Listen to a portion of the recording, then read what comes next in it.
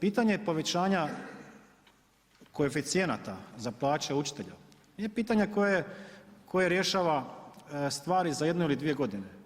Ono je zapravo temelj za budućnost. Ako mi želimo napraviti ono što se neprestano već nekoliko godina govori ovdje, reformu školskog sustava, reformu obrazovnog sustava, kurikularnu reformu, kako ćemo to napraviti ako ne poboljšamo materijalno stanje učitelja?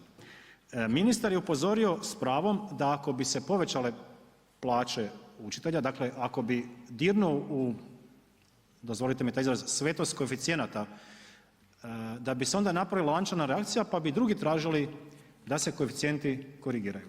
Ali ja ne vidim tu straha ministra, zbog čega taj strah?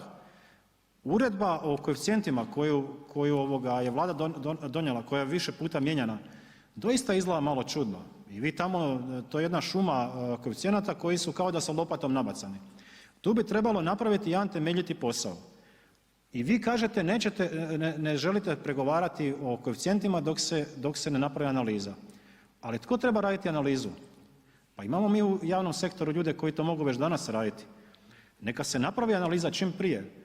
A moj vam je savjet, još jedanput ponavljam, nemojte se bojati, povećajte koeficijente za učitelje, vidite da efekt neće biti poguban za proračun, a ako je to podloga za ispravljanje drugih nepravdi, onda to čak neće biti niti loše.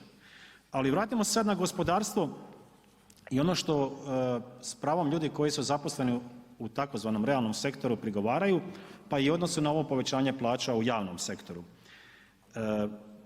Najveći problem je zapravo opterećenje gospodarstva u nejasnim pravilima, u velikim broju procedura, od građevinskih dozvola koje trebaju dobiti, od samih poreza, netko je ovdje danas spomenuo i avansno plaćanje poreza na dobit, sve su to stvari koje poreznike stavljaju zapravo u neizvjesnu situaciju, to je najveći problem poduzetništva, što se vi nalazite u neizvjesnoj situaciji. U ovom slučaju mislim da je ministar financija po mom mišljenju čak jedna od najvažnijih osoba u državi, opet ću to ponoviti, volio bih da se ministra financija bira kao predsjednika države direktno, da mu nitko ništa ne može, pa kad on kaže nema novaca, onda ih nema stvarno, ali nema za nikoga, ne samo za učitelje, nema ih uopće, ne može se trošiti kako se kome prohtije. Ovako doista ministra imamo dojam da nema za učitelja, za neke druge stvari ima. Ministar financija se nalazi u jednoj situaciji gdje mora balansirati između prihoda i rashoda. Kolega Šuker je s pravom govorio, kad se govori o porezima, moramo imati na umu da porezi pokrivaju sve one rashode koji su nužni u društvu. Ali ono što meni smeta u toj i takvom odnosu snaga, što ministar financija nema doista, ili ja ne znam da postoje instrumenti kako će on, a on je i potpredsjednik Vlade, kako će on reći svojim kolegama, ministrima, kolege pa vi ne radite ništa. 2,3 milijarde kuna je manje povučeno sredstava iz fondova Europske unije za ovu godinu. 2,3 milijarde kuna. 555 plus jedna jedinica lokalne samouprave. Prihodi opće države, ne postoji zemlja, ne znam jel postoji u svijetu, tu u našem okruženju ne postoji zemlja čiji su opći prihodi polovica bruto društvenog proizvoda. Opći prihodi države su polovica bruto društvenog proizvoda. Takva država, evo sugerira me kolega, Branko hvala, takva država ne postoji. Pa nešto onda strukturno nama nije u redu. Danas su krivi ovi načelnici, šerifi, lokalni šerifi, uhljebi na lokalnoj razini. Sutra su krivi učitelji jer tu nešto ne žele raditi, štrajkaju. Preksutra će biti krivi policajci. Ne, kriva je Vlada RH, koja god Vlada je bila, u kojem trenutku kriva je Vlada RH koja mora nešto poduzimati da se ove stvari mijenjaju. Potpredsjednik Vlade bi trebao imati ovlasti da kaže ministrima, kolege uozbiljite se, počnite raditi.